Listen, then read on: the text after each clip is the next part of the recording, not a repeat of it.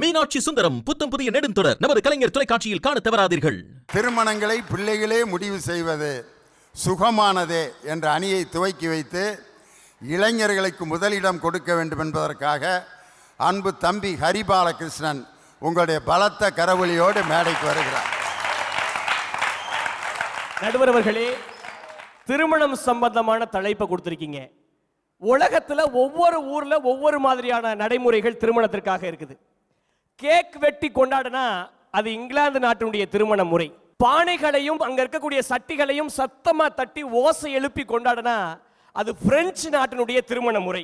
மணமகளுக்கு வண்ணங்களை பூசி அவளை அழகு பார்த்து திருமணம் செஞ்சு வச்சா அது ஸ்காட்லாந்தினுடைய திருமண முறை.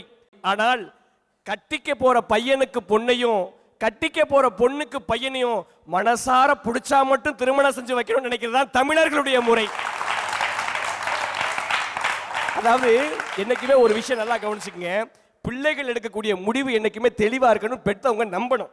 இப்ப நான் என்ன கேட்கறேன்னா, ஒரு சின்ன குழந்தை தானாப்புல அம்மா அப்பான்னு சொல்லும் போது அப்ப பெற்றவர்களுக்கு வர்ற மகிழ்ச்சி, யாரும் சொல்லி கொடுக்காம தானாப்புல படிச்சு நல்ல மார்க் எடுக்கும் போது பெற்றவங்களுக்கு வர்ற மகிழ்ச்சி, தானா வேலைக்கு போய் நல்ல சம்பளம் வாங்கும் போது பெற்றவங்களுக்கு வர்ற மகிழ்ச்சி, நல்ல சம்பளம் வாங்கினவன் தானா ஒரு வீட்டை கட்டி சுயமா சொந்த காலில் நிற்கும் போது வர்ற மகிழ்ச்சி, தான் வாழ்க்கை துணையை தானா தேர்ந்தெடுக்கும் போது எந்த பெற்றோருக்கும் வர்றதில்லையே. இது என்ன சார் நியாயம்?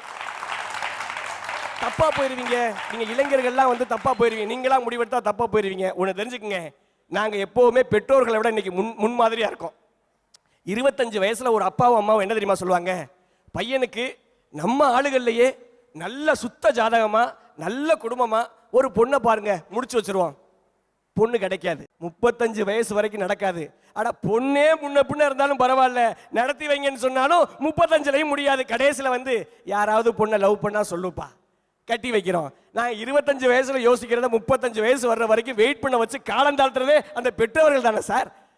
ஒரு விஷயம் நல்லா புரிஞ்சுக்குங்க, எங்களுடைய இளைஞர்கள் எடுக்கக்கூடிய முடிவு சரியா இருக்கும் நீங்க நம்புனீங்கன்னா நாங்க என்ன பெருசா கேட்டுறோம். இப்போ இது ஒரு திருமண மேடைன்னு வச்சுக்கோங்களேன். நீங்க என்ன சொல்றீங்க? 2 பேருக்கும் பெரிய வித்தியாசம் ஒன்றும் இல்லை. நல்ல விஷயம், மங்கள இசையோட டும் டும் டும்னு நீங்க கல்யாணம் பண்ணா மகிழ்ச்சி நீங்க சொல்றீங்க. நாங்க எங்க திருமணத்துல அதே மகிழ்ச்சியோட பக்கத்துல மாலை டும் டும் மஞ்சள் டும் டும்னு சொல்லி டிஜே வச்சா எங்களுக்கு மகிழ்ச்சி நாங்க சொல்றோம். இதுல என்ன தப்பு இருக்குது? எங்க கிராமத்துலலாம் ஒரு கல்யாணம் பண்றதுன்றது சாதாரணமான விஷயம் கிடையாதுங்க. முதல்ல பொண்ணு பார்க்கணும், அப்புறம் ஜாதகம் பார்க்கணும், அப்புறம் வீடு பார்க்கணும், அப்புறம் கை நினைக்கணும், அப்புறம் நிச்சயதார்த்தம் செய்யணும், அதுக்கப்புறம் மணமகளை அழைச்சிட்டு வரணும், அதுக்கப்புறம் அரசாணை கம்பு கொண்டு வரணும், அதுக்கப்புறம் அன்பும் அரணும் உடைத்தாயின் இல்வாழ்க்கை பண்பும் பயனும் தாலி கட்டணும். இவ்வளவு முறை திருமணத்தில் இருக்குது. இன்னைக்கு பெற்றோர்களா நிச்சயக்கூடிய நடத்துல திருமணத்துல மனசாட்சியை தொட்டு சொல்லுங்க, இத்தனை முறையில் நீங்க செய்றீங்களா? கல்யாணம் முடிச்ச எங்களுக்கே இவ்வளவு டைம் டேபிள் ஞாபகம் இல்லையா? இவ்வளவும் செஞ்சுதான் நீ கடைசியா தாலி கட்டுவன்னா என்னைக்கு நீ முடிக்கிறது? அதைத்தாங்க நான் கேட்கிறேன். இவ்வளவு முறைகளை இன்னைக்கு யாராவது செய்யறமாங்க? இல்ல காலத்துக்கு ஏத்த மாதிரி ஒரே நாள்ல பேசி முடிக்கிறோம், மறுநாள் மாசத்துல கல்யாணத்தை நிச்சயம் பண்றோம், கல்யாணம் பண்ணிட்டு போயிடுறோம்ல.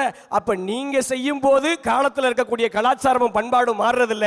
எங்க துணையை நாங்க தேர்வு நாங்க செஞ்சா மட்டும் என்ன சார் தப்பு? நீங்க செஞ்சா மட்டன் பிரியாணி, நாங்க செஞ்சா மஷ்ரூம் பிரியாணியா? What bro, this is wrong bro.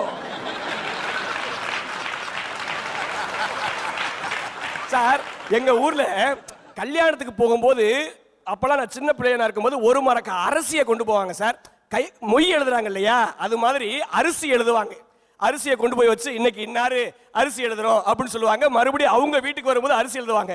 ஆனா இன்னைக்கு நடைமுறையில அந்த வழக்கமே இல்லாம போச்சு. ஏன்? அந்த அரிசியை என்ன பண்ண போறோம், எதுக்கும் ஆக மாட்டேங்குது அப்படின்னு சொல்லி காலத்துக்கு ஏத்த மாதிரி மாத்திக்கக்கூடிய உங்களுடைய செயல் சிறப்புனா, அதே காலத்துக்கு ஏற்றது போல எங்களுடைய துணையை எங்களுடைய எண்ணத்துக்கு ஏத்த மாதிரி மாத்திக்கிற நாங்களும் சிறப்பு தாங்க.